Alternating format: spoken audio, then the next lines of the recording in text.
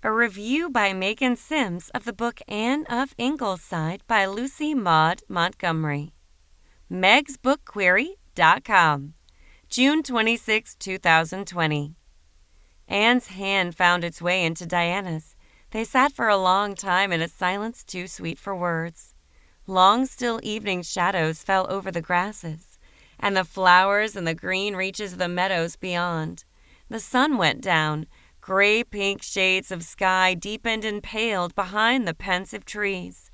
The spring twilight took possession of Hester Gray's garden, where nobody ever walked now.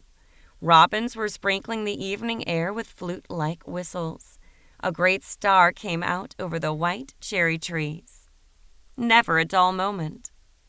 Anne Shirley stole my book-loving heart from the first page of Anne of Green Gables. I have not recovered since, and continue to read of her adventures as an enraptured soul sighing at the beauty of her imagination. I have now traipsed through 6 of the Anne Shirley adventures, as I have just concluded another tribute to her fictional life in Anne of Ingleside. Lucy Maud Montgomery's pure genius and writing talents do not disappoint in any of her works, and Anne of Ingleside is certainly no exception. Vivid imagery and setting descriptions frequently impress the reader throughout the entire novel, even as the drama in each character's life may wax and wane.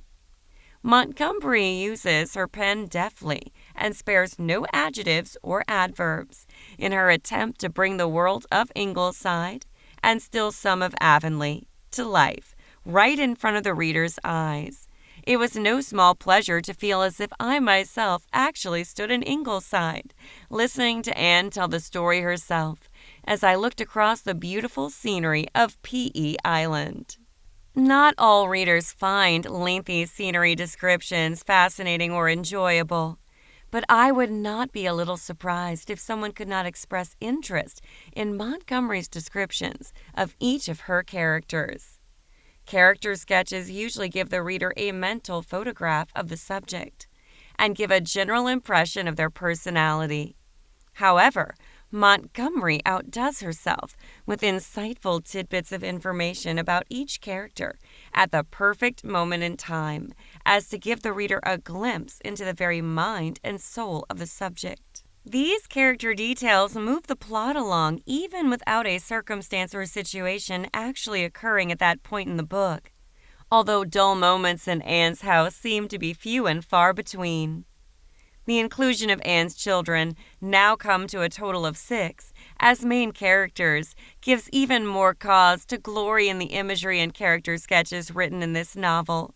We find a piece of Gilbert and a bit of Anne in each of the children, and follow them through not a few of their childhood adventures, mistakes, imaginings, sicknesses, and travels. The Blythe children bring as much joy, imagination, and curiosity to the world as did their mother before them. Perhaps sketches and imagery are not your fancy in a book. Do not run away just yet. Besides these, there is also the plot itself to consider. Yet again, we find this dialogue on Anne and the Blythe's family life to be just what a plot ought to be. The plot does not overwork itself, but neither does it sit on its heels in laziness. I found the pace to be perfectly enjoyable and conducive to both a one-sitting read and reading stretched out across several days into a week or two. Every 2 to 3 chapters tells us one happening in Ingleside through the eyes and mind of individual characters, varying between each of the members of the Blythe household, but specifically the children, allowing both the fast and the slow reader alike to take this novel at their own individual speeds. As to the content, there is nothing that darkens the steps of the Ingleside house, apart from a few misadventures here and there that cause no harm to readers young and old alike. To find such an innocent yet enjoyable read in the landscape of modern literature causes my own reader's heart to despair at times. Perhaps we could find such books more commonly in the junior section of most libraries, although even that proves difficult at times, even as the adult parts of libraries would cause the ladies of the Glen and Avonlea to whisper quietly over their scandalous contents. But I digress. A summary. While Anne of Ingleside does not actually start in Glen St. Mary, it begins in the ever-beloved Avonlea. Almost the entirety of the plot takes place in this village. We are reminded quickly of how much we love Anne and Gilbert, while also finding ourselves introduced to a new set of protagonists, the Blythe children, Jim, Nan, Di, Walter, and Shirley Blythe, followed in just a few short chapters by Marilla Blythe, play out the largest portion of the story, although Anne has a few adventures of her own. Each child, except for Shirley, and why or how he drew the short straw I have not the slightest inkling, comes under the spotlight of L.M. Montgomery's pen at least once, with special adventures or trials that find them on the well-traveled road of childhood. Jim seems a special character to me, but perhaps I am drawn to him by our commonality in being the firstborn. His chapters have a special focus on the relationships he builds with several pups, each of which teach him something new that could not have been learned in any other fashion.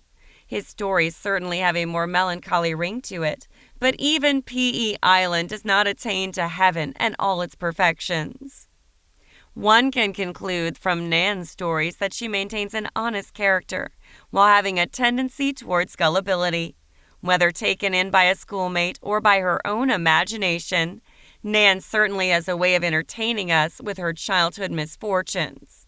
She serves us not a few good laughs in the midst of her troubles, but everyone with their own ability to imagine could sympathize with her in these times of distress. Di, Nan's twin sister, has a tender and sympathetic heart, coupled with implicit trust in basically everyone she encounters. This forms the backbone of her stories as we encounter new children in the local schoolyard and watch the progression of friendship between these children and Di. In Di's case, she is taken in not by her own imagination, as Nan sometimes was, but by the imaginings of her friends.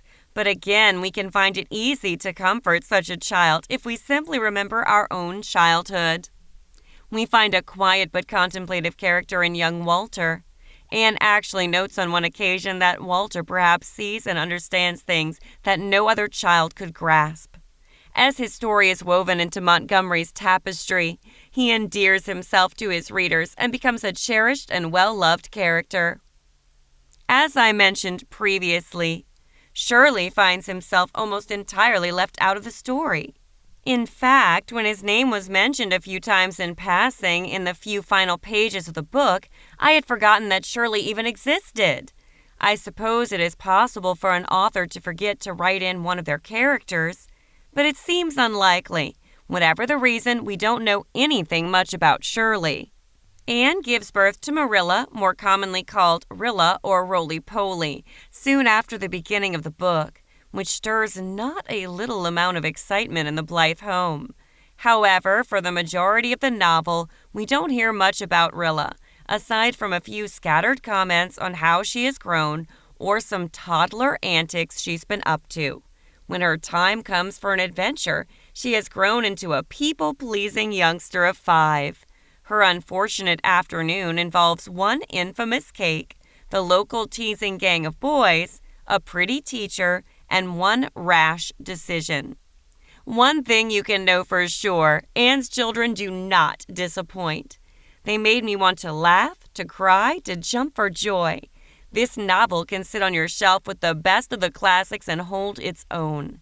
I give it 5 stars and 2 thumbs up, not only for the content and the actual story, but also for the astute writing. Go find a copy for yourself and enjoy a read on a gabled porch. Until the next book, Megan Sims, megsbookquery.com.